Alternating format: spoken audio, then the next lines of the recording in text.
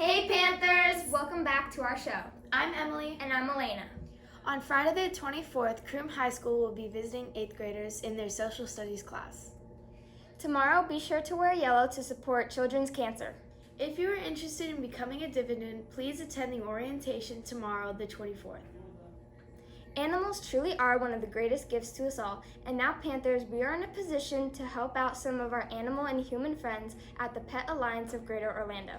After a horrific fire earlier this week that burned down a portion of their animal rescue facility, it's time for us to step up as animals' best friends and gather supplies for the animals in need. A collection bin will be placed in Miss Vaughn's room, 3204, to collect anything you are able to donate. They are in major need of old blankets and towels and wet cat food. However, anything you are able to supply will gladly be appreciated. Thank you for your help, Panthers. Let's get these animals back on all four. Now let's get into the show.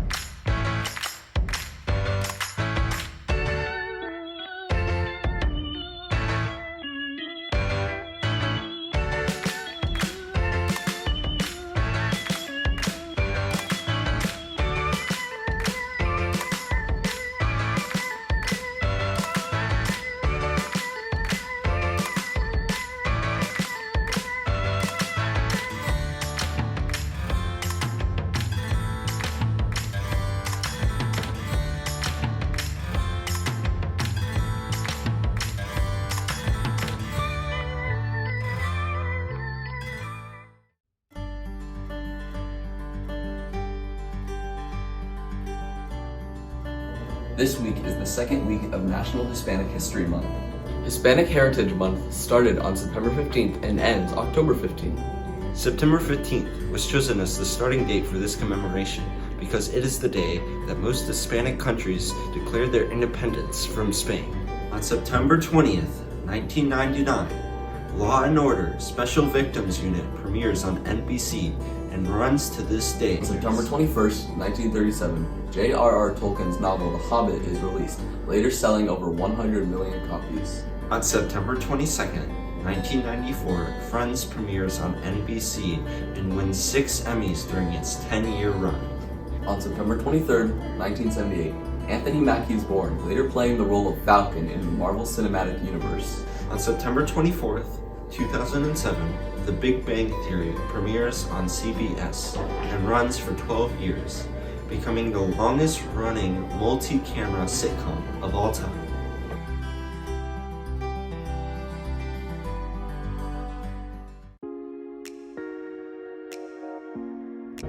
My favorite part of being an LCMS counselor is just helping students and their families work through whatever problems they might be having, giving them resources that they may not know have even existed at our school, as well as outside counseling resources. Sometimes we work with social worker here, Miss Cook, as well as Miss Tiffany. Some of you may have met her as well, with our district mental health counselor here on campus. And we have this mental health team between Ms. Forrester, myself, the social worker, and the district mental health counselor. And we all try to help remove obstacles for students that will best help them strategize to come up with coping skills in the future if they have problems on campus. And we want to make certain that they feel welcomed and that they know where we are located. I am here in the Counseling Center with Ms. Forrester, and you'll see Mr. Lindquist's office down the hall, but we are in Building 2 in the downstairs offices at LCMS.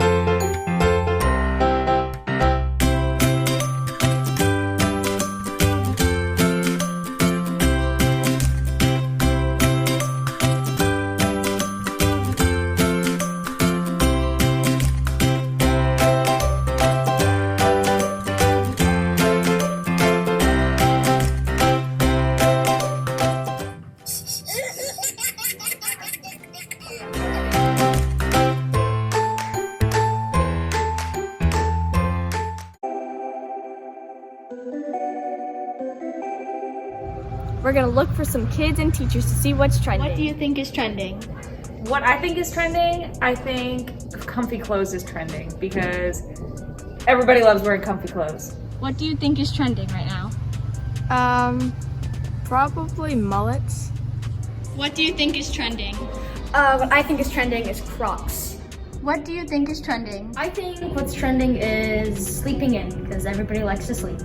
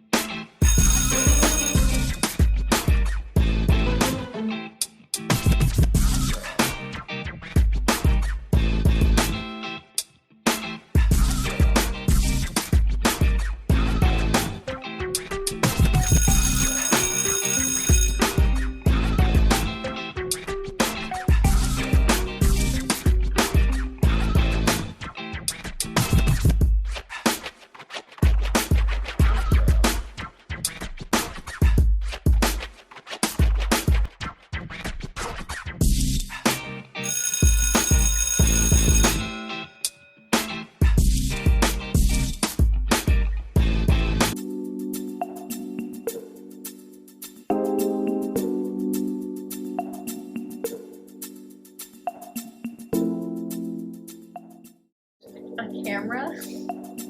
Oh, you have to break a goalie glove in for it to work.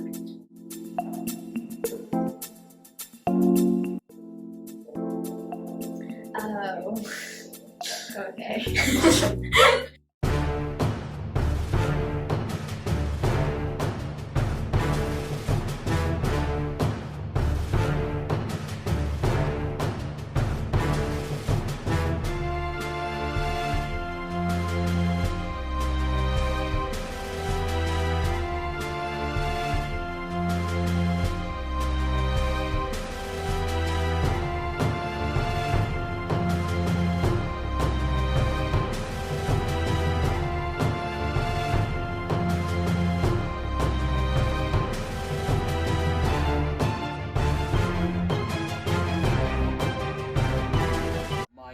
or Fortnite? Who will win? Fortnite. I like Minecraft better than Fortnite because of the creativity. I like Minecraft better because Minecraft's way more iconic. My favorite game is Minecraft because you can play on a bunch of servers and I find it quite fun. My favorite game is Minecraft because you can build and you can farm on it and you can make cool armor and stuff out of different materials. I would say Minecraft is better because it allows you a lot more freedom and creativity. While Fortnite kind of, I don't know, is a bit more strict with its rules. Minecraft, I think, has a bit more originality.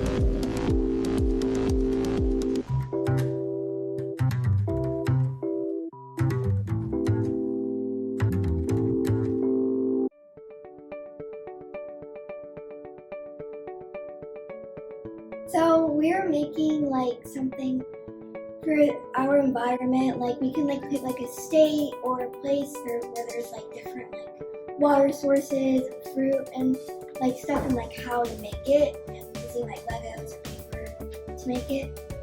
And we use different concepts like self-sustainability, which is where whatever you use, it's what you're going to eat and it's what you use. You don't use anything extra that may harm it. So self-sustainability is that whatever you grow and you make is what you use in your community, and it's what you eat and what you drink, and it's all reusable and you reuse it into the environment. So we're doing Hawaii basically, and we are taking different things like making plants from seeds and having a certain amount of people live in our community that we create just from basically everything was wiped out. We used all the materials from that to make the whole community.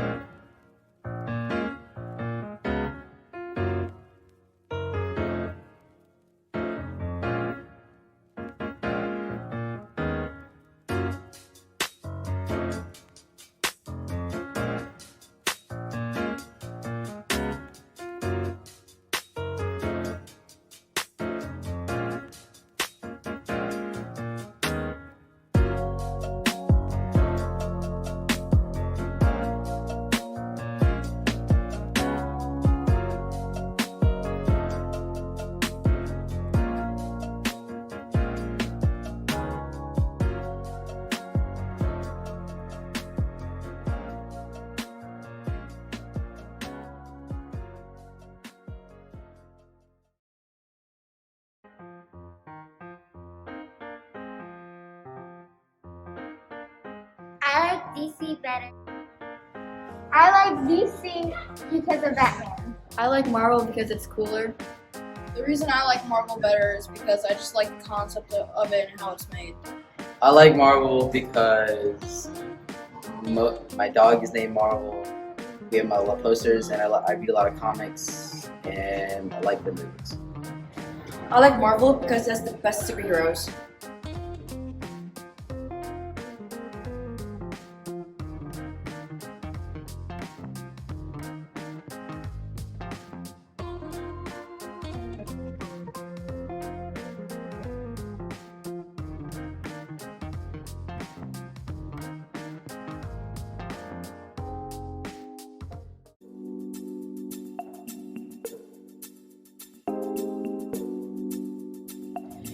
Good morning, ladies and gentlemen. My name is Dr. Pagnotti. I'm one of the administrators here at Chiles Middle School, and today we're going to be talking about how to use the bus ramp after school, because it's we want to make sure everybody gets out of here safely and on time. So let's go ahead and kind of experience what you're supposed to do as you come through the doors on the way to the bus ramp. Are you ready?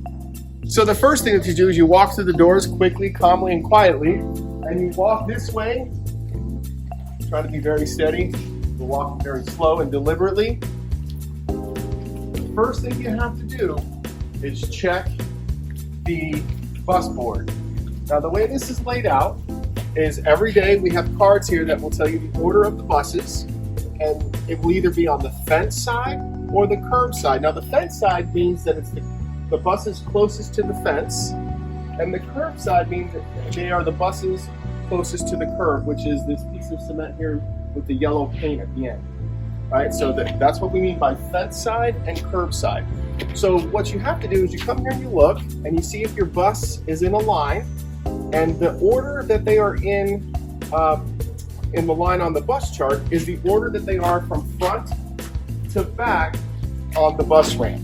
Okay, so again, you want to look at fence side or curb side, and then you want to look at what order are the buses in. Again, front to back. So these buses up top here will be in the front of the line, and the buses toward the back or on the bottom of the line will be further away from the front. Okay. If you see, so right now we have all the buses in a line, but if you see some bus numbers that are down here, that means that they haven't shown up yet. Now that we figured out where we are with how to find your bus, let's go ahead and talk about how we get on the bus and what we're supposed to do. So as we approach the bus, we're not running on the bus ramps because, again, these are big vehicles and we don't want anybody to either fall and trip on the curb, or if some of the buses are moving, we certainly don't want them to hit anybody. So we want everybody to calmly and very deliberately walk to the buses. We want to make sure that we are looking out for other people, and we want to make sure that we're watching, make sure that no buses are moving. And then as you approach your bus, you calmly and quietly enter the bus, you walk up, ideally saying hello to your bus driver because they are working hard to make sure that you're getting to school, and then go sit in your seat. Now, when you're on the bus, the expectation that the bus drivers have and that we have here at LCMS is that you get on the bus, you quietly sit down, and that you listen to the directions of the bus driver, right? We don't want anybody throwing things. We don't want anybody, getting up out of seats. We want to make sure that you're sitting in your assigned seat. We want to make sure that we are listening to the directions of the bus driver. All right. Hopefully that answers your questions about how to get on the bus, about how to find your bus, and the expectations of being out here on the bus ramp. Again, it's all about safety. It's all about getting you home and actually getting you here on time as well. So thank you so much. If you have any questions, come see me. I am in building 4. I'm happy to answer your questions. Have a great day, LCMS. The human body is a very weird thing, and we've all learned that in science class. For example, the sound playing right now is a sound that only kids can hear. So if you're an adult watching this, you most likely can't hear it in the background, but the kids can. Let's see how it works.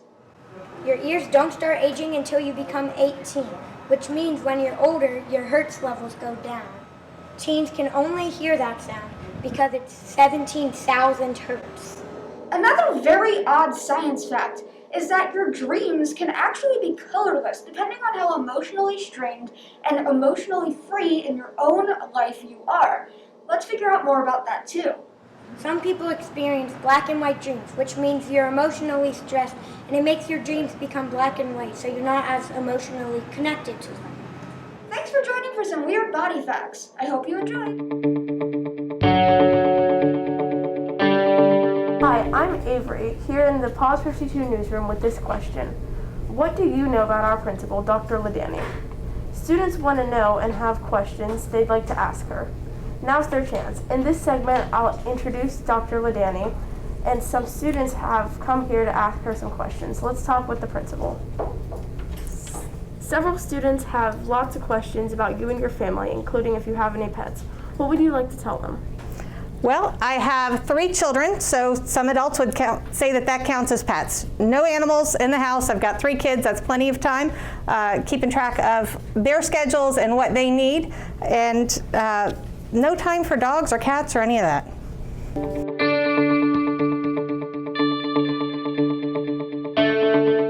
Hi, I'm Lauren and I'm in grade 8, and I would like to know what sport did you play in high school? When I was in school, I tried out for a couple of different sports. In middle school, I was more into band, and I did an art club after school. When I got to high school, my mom wanted me to be in as many different things as I could be. I was at Lake Mary High School, so I tried out for the Lake Marionettes, didn't make it. Tried out for soccer, decided it was way too hot in Florida to run all that much, so I stuck with doing homework and hobbies. Hi, my name is Alakai. I'm in grade 7, and my question for the principal is, when you were in school, what subject or class did you do worst in? When I was in middle school, for the most part, things came pretty easy to me at first until I hit 8th grade and high school Algebra 1. And then things got hard. It was, for me, the problem solving, having to learn the formulas. I also had a teacher who went on maternity leave, and back then my principal decided that he was going to be our sub, and that didn't go so well. So for me, it was 8th grade Algebra 1. Hi, my name's Carter. I'm in 6th grade. Why did you start teaching? Did you do anything instead of teaching, and why did you choose LCMS? When I was in high school, I knew I wanted to go to college. My mom and my dad always instilled in me that when you graduate high school, you go to college, you get a master's degree, kind of like Monopoly. You don't pass go, you don't collect $200. You just go straight through. So I always knew I wanted to go, but my parents worked. We didn't have a lot of money, so I didn't know how to pay for it. My guidance counselor in high school found a scholarship for me that as long as I agreed to teach in the state of Florida for 4 years, the state would pay for my school. So I said, hey, I could do anything for 4 years, right? So I went to college. I graduated from Florida State, started at UCF, went to USF, went to Seminole Community College, landed at Florida State. And then I taught for a year at Sewanee High School up in Live Oak, Florida. I taught high school drama and world history. Then I went to Teague Middle School and taught there 8th grade language arts. And then when we opened Lawton Chiles in the fall of 1999, we were in the portables of Jackson Heights, and I started there as one of the first faculty members. I was at Lawton Chiles for 14 years before I decided to move up into administration, and then came back last year as the principal. Before teaching, just high school, college jobs. I did a lot of fast food work. It's hard work, but it pays the bills, so that's what I did while I was in college. Hi, my name is Shalini. I'm in 8th grade, and I would like to know what's your favorite book and why. I don't really have a favorite book. I have a favorite genre. When I was your age, I was into anything mysteries. Back then I read Nancy Drew, Agatha Christie, Sherlock Holmes. When Harry Potter came out, I loved that whole series. Right now, it's anything historical fiction. My favorite authors are Margaret George and Philippa Gregory. They do really good historical fiction, usually with European kings and queens and such like that. Hi, my name is Hayden. I'm in 7th grade. And what is your favorite movie genre and why?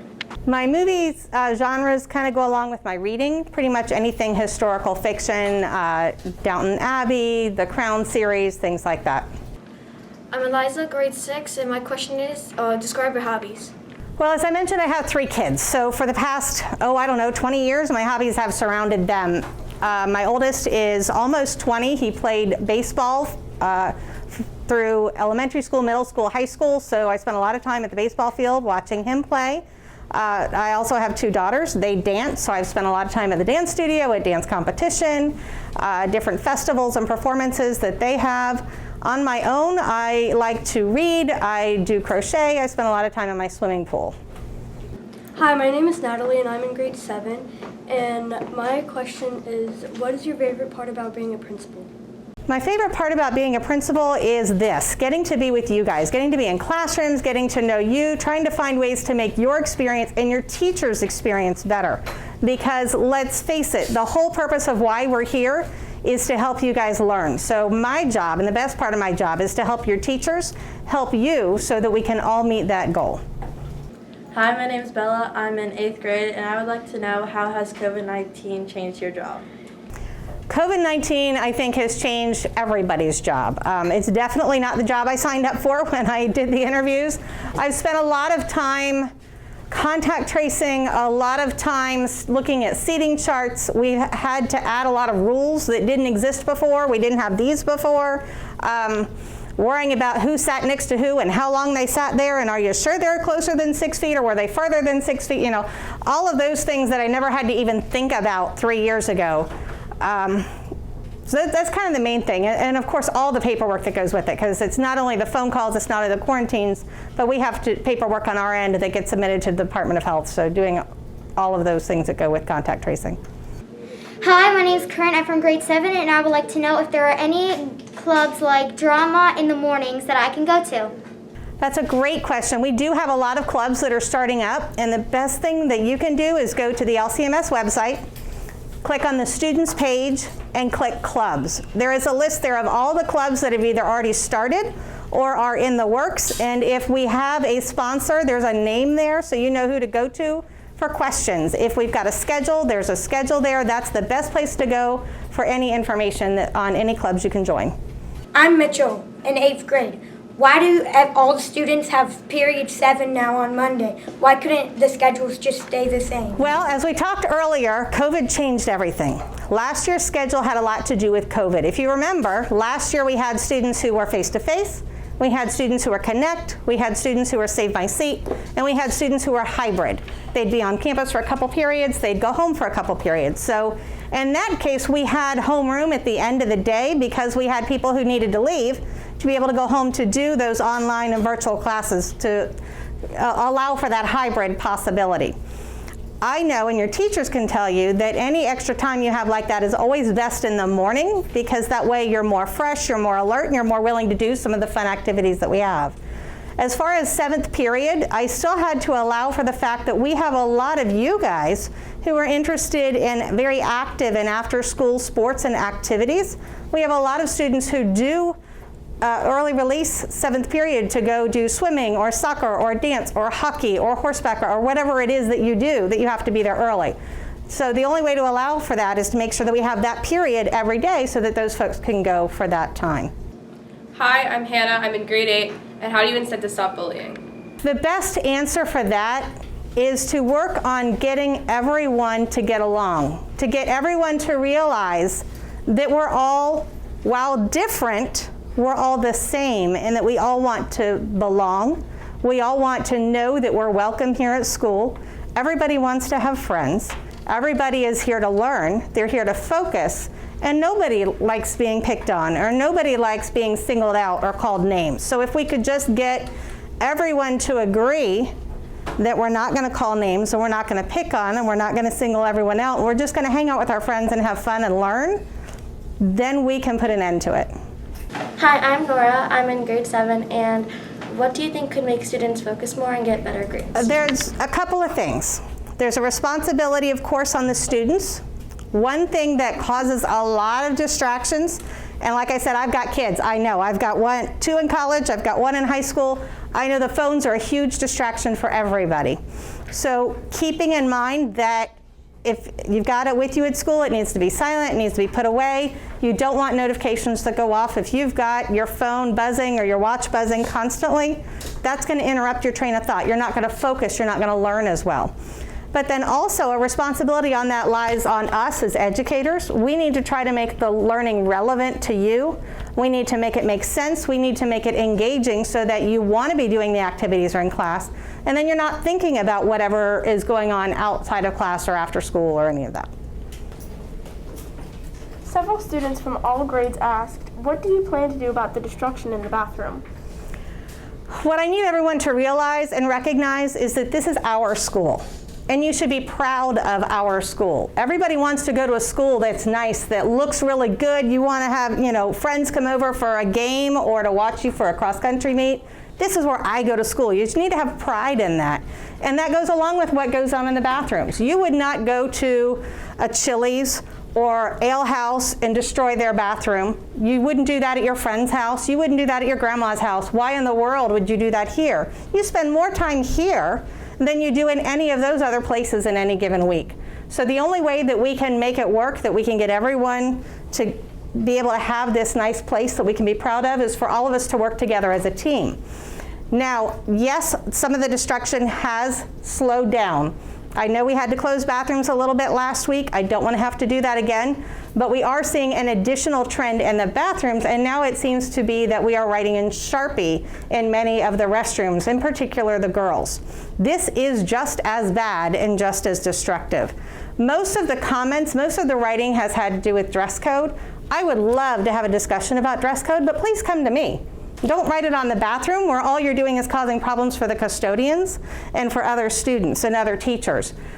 Come talk to me and I'll be more than happy to have a conversation instead of having folks be destructive on campus. We want a school that's clean. We want a school that functions well and that everybody can be proud of and can be proud to be a student at.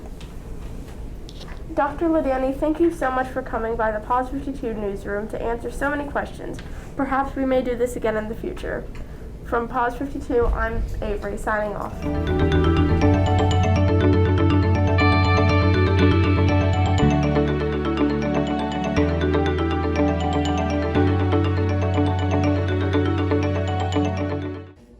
Thanks for watching our show. See you next week. Bye, Pam.